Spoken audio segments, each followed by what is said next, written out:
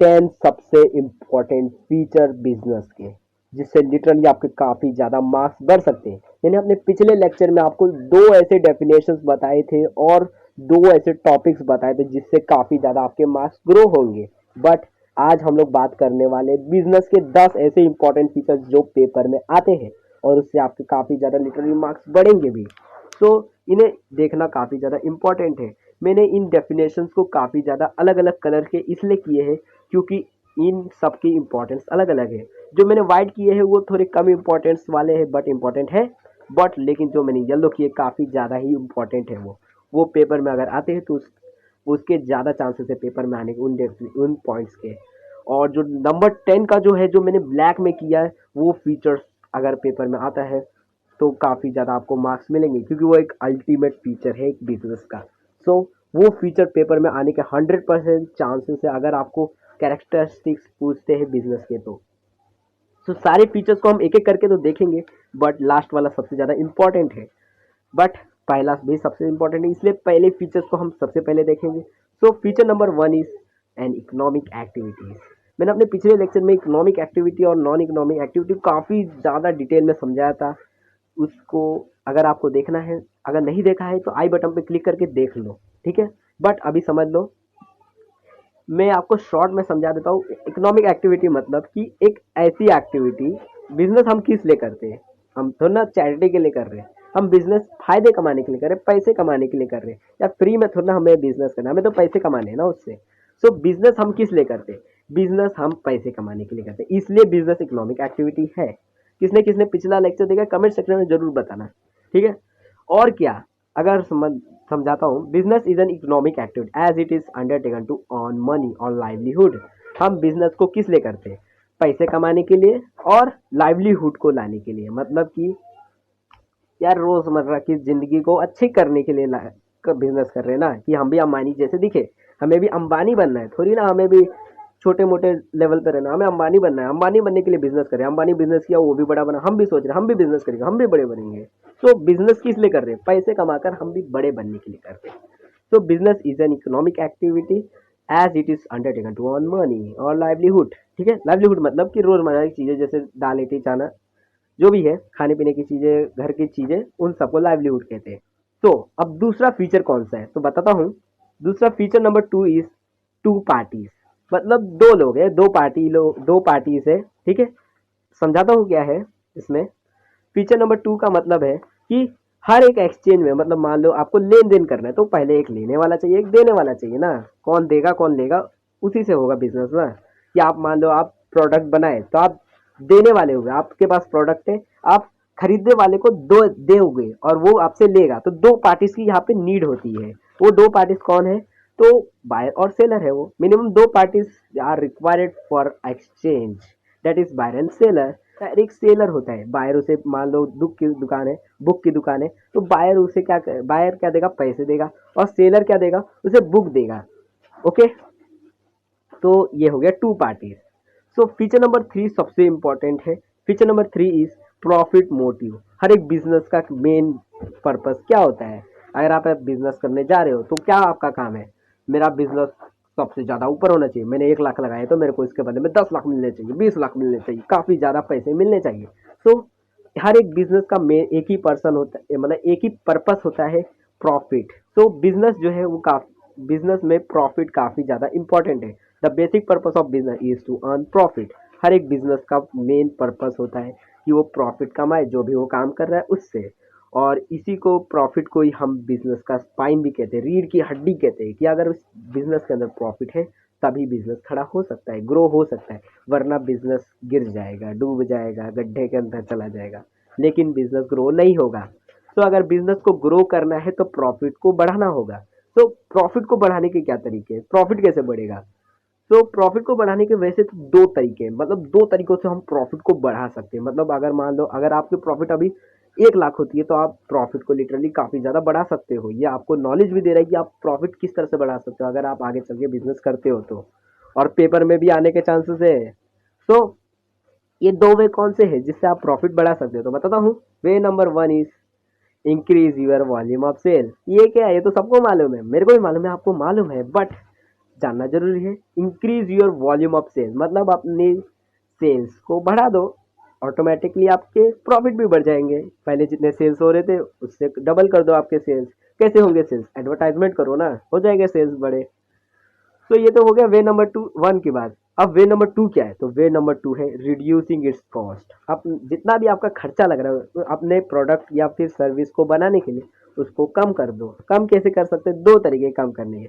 पहला तो आप वेस्टेज कम कर दो। मतलब मान लो पहले आप एक प्रोडक्ट को बनाने के लिए 5 रुपया लगा रहे थे, बट अब थोड़ा कम वेस्टेज करके जितने भी वेस्ट मटेरियल उसके निकल रहे उन्हें रीयूज करके 4 रुपये में काम करो। तो आपके मतलब आपका प्रोडक्टिविटी बढ़ जाएगी और आपके जो प्रॉफिट है वो भी बढ़ जाएगा ऑटोमेटिकली। मैं एग्जांपल देता हूँ, आपको नहीं समझ आया होगा। मान लो आप एक रिक्शा चलाते हो, रिक्शा में आपको मान लो 5 रुपये का तेल लगता है, तेल नहीं सीएनजी लगता है, 5 रुपये का सीएनजी लगता है और आप 10 रुपये में एक पर्सन को लेके जाते हो। तो 5 रुपये का तेल अगर आप ट्रैफिक में अगर उसे रोक रोक के चलाओगे, मतलब अगर इंजन स्टार्ट रहेगा तो वो तेल खर्च होगा, वो 5 रुपये का खर्चा लग जाएगा। बट अगर आप ट्रैफिक के अंदर उसे इंजन को बंद कर देते हो तो आपका जो फ्यूल है वो थोड़ा कम यूज होगा। तो वेस्टेज कम होगी, इससे आपको हो सकता है 5 रुपये का बदले में 4 रुपये का तेल लगे, फ्यूल लगे। तो 4 रुपये के तेल की वजह से आपको प्रॉफिट थोड़ा सा बढ़ जाएगा। पहले 5 रुपया प्रॉफिट, आप 6 रुपया प्रॉफिट हो जाएगा। सो रिड्यूसिंग इट्स कॉस्ट, जितना खर्चा लग रहा है उससे कम करो तो ऑटोमेटिकली आपका प्रोडक्ट की प्रॉफिट भी बढ़ जाएगी। ठीक है, तो ये तो हो गया फीचर नंबर 3 की बात। बट फीचर नंबर 4 कौन सा है? तो फीचर नंबर 4 काफी ही ज्यादा इंपॉर्टेंट है, बताता हूँ कौन सा फीचर है। So feature number 4 is production of goods and services. यार गुड्स तो हमें बेचने हैं, बट प्रोडक्ट तो पहले करो तब ना बेचोगे। पहले बनाया ही नहीं प्रोडक्ट, फिर कहाँ से बेचोगे? एडवर्टाइजमेंट करना है, डिलीवरी भी करनी है टाइम पे, वो सब तो सोच लिया, बट प्रोडक्ट कैसे बनाना है वो तो सोचा ही नहीं। तो प्रोडक्ट कैसे बनाना है? तो प्रोडक्ट दो तरीके से हम प्रोडक्ट को यूज कर सकते हैं अपने बिजनेस में। तो प्रोडक्शन ऑफ गुड में हम देखते हैं। तो देखो गुड्स दो तरीके के हम कर सकते हैं, मतलब अपने बिजनेस में दो तरह के गुड्स को यूज कर सकते हैं। एक होगा मैन्युफैक्चर्ड गुड और दूसरा होगा प्रोक्यूरेड गुड। बताता हूँ कौन सा मतलब है, दोनों का मतलब क्या है। देखो गुड्स आर आइदर मैन्युफैक्चर, मतलब या तो आप गुड्स को खुद बनाओ, मतलब खुद मेहनत मशक्कत करके आप कोई गुड्स बनाओ। मान लो आपकी केक की फैक्ट्री, आप खुद केक बनाओ और फिर बेचो, तो उससे उससे प्रॉफिट कमाओ, उसे बेचकर फिर आप प्रॉफिट कमाओ। या फिर आप दूसरे छोटे मोटे आउटलाइन से तो केक ले लो सस्ते में और फिर उसे मार्केट बड़े महंगे दाम में, तो आपसे उससे भी प्रॉफिट होगा। मतलब आप ट्रेडर बन जाओ या तो आप मैन्युफैक्चरर बन जाओ, दोनों काम में आपका ये दोनों बिजनेस कहलाएंगे। बट मैन्युफैक्चरर में आप मैन्युफैक्चरिंग खुद करोगे और प्रोक्यूरेट में मतलब ट्रेडर में आप प्रोक्यूरेट रहोगे, मतलब कि सप्लायर से प्रोडक्ट लेकर उसे बेचोगे, रीसेल करोगे। ठीक है, सो ये तो हो गया चौथा सबसे इम्पोर्टेंट फीचर। बट पांचवा कौन सा है? पांचवा तो काफ़ी ही ज़्यादा इम्पोर्टेंट है, क्योंकि उससे आपको लिटरली काफ़ी मार्क्स मिल सकते हैं, पेपर में आने के चांसेस उसके ज़्यादा है। तो पांचवा कौन सा फीचर है बताता हूँ। पांचवा फीचर है exchange of goods and services. यार गुड्स और सर्विसेज को एक्सचेंज कैसे करना है, मतलब कि आपने गुड्स बना लिए, प्रोडक्ट बना लिया, बट अब उसे एक्सचेंज कैसे करना है, तो बताता हूँ कैसे एक्सचेंज करना है। सो एक्सचेंज करने का सिंपल तरीका है, गुड्स दो, कस्टमर के हाथ में दो और पैसे ले लो, हो गया एक्सचेंज। मालूम है थोड़ा बेवकूफ़ी जैसी बात है, बट सुनो, business involve transfer of goods and services. Business के अंदर हम अपने गुड्स एंड सर्विसेज को दूसरों को देते हैं और उसके बदले में क्या करते हैं, इनडायरेक्टली या फिर डायरेक्टली मनी लेते हैं या फिर मनी वर्थ लेते हैं। ठीक है, तो बिजनेस के अंदर हम अपने गुड्स को किसी और को देंगे, उसके बदले में हम क्या लेंगे, पैसे लेंगे। ठीक है, पैसे ले सकते हैं या फिर कुछ और भी ले सकते हैं। मान लो मैं आपको एग्जांपल देता हूँ, मान लो आप रिक्शा चला रहे थे, ठीक है, आपने रिक्शा चलाई और फिर एक पर्सन को बैठाया, लेके गया, दूसरे स्टॉप तक छोड़ दिया।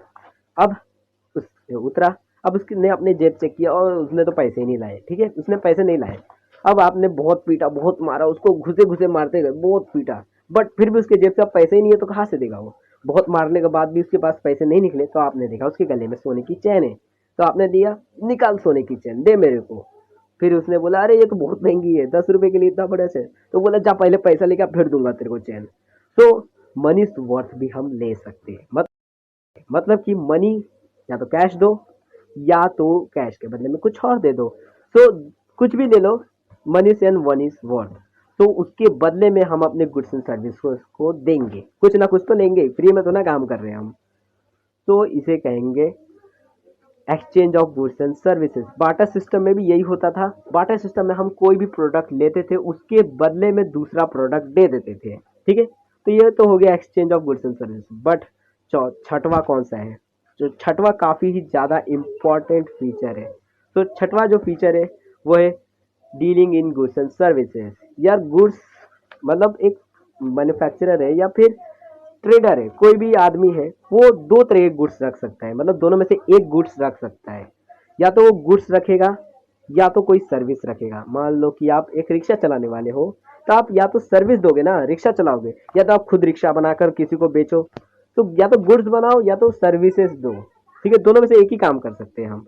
तो बिजनेस जो है, हर एक तरीके का बिजनेस जो है वो आइदर और में चलता है, मतलब या तो गुड्स बेचेगा या तो सर्विसेज बेचेगा, ठीक है। Every type of business transaction is concerned with either goods और गुड्स सर्विसेज, ठीक है। या तो गुड्स देगा या तो सर्विसेज देगा, दोनों में से एक ही देगा, ठीक है। सो ये जो गुड्स एंड सर्विसेज होंगे उसके पास में, वो हो सकता है मे बी कंज्यूमर गुड हो और मे बी कैपिटल गुड्स भी हो सकते हैं। अभी कंज्यूमर और कैपिटल गुड्स क्या है तो वो भी बताता हूँ। तो कंज्यूमर गुड्स का मतलब होता है that you make for customers, मतलब जो भी आप प्रोडक्ट बनाते हो, मान लो आपकी डेयरी की फैक्ट्री, आप केक बनाते हो और उस केक को आप कस्टमर को बेच देते हो, खुद ना खाकर कस्टमर को दे देते हो, तो उसे हम कंज्यूमर गुड कहेंगे कि वो कंज्यूमर को चाहिए, आपको नहीं चाहिए, कंज्यूमर के लिए आपने बनाया, तो उसे कंज्यूमर गुड्स कहेंगे। वैसे ही कैपिटल गुड्स का मतलब होता है that goods which for further production, जो आपके पास रहेगा गुड्स जो आपको प्रोडक्शन में हेल्प करेगा। मतलब कि आपके पास मान लो आपकी डेयरी की फैक्ट्री आपके आपके पास है और आपके पास एक मशीन है अवन, उस अवन की मदद से आप फिर केक बनाओगे और फिर बेचोगे। ये नहीं कि कस्टमर आएगा तो आप बोलोगे ये ले अवन, इसी से जाके खुद ही घर पे केक बना ले, मेरे पास पैसे दे मेरे को इस अवन के, तो वो बोलेगा मेरे को केक चाहिए तो ना अवन चाहिए। सो आप कैपिटल गुड्स मतलब क्या है कि वो आपके पास कोई मशीन कोई भी चीज़ है जिसकी मदद से आप फिर से वापस से कोई प्रोडक्ट बनाते हो, तो उसी को हम कैपिटल गुड्स कहेंगे। तो आज की वीडियो में तो हम लोग यहीं तक देखेंगे। बाकी के जो लास्ट चार काफ़ी ज़्यादा इंपॉर्टेंट फीचर्स है, जो 10वां वाला इंपॉर्टेंट फीचर्स है, वो अगर आपको देखना है तो लेफ्ट वाली वीडियो क्लिक कर देना, वरना अगर दो सबसे इंपॉर्टेंट डेफिनेशन देखनी है बिजनेस के, जिससे लिटरली आपके काफ़ी ज़्यादा मार्क्स बढ़ेंगे, तो राइट वाली वीडियो को क्लिक कर देना।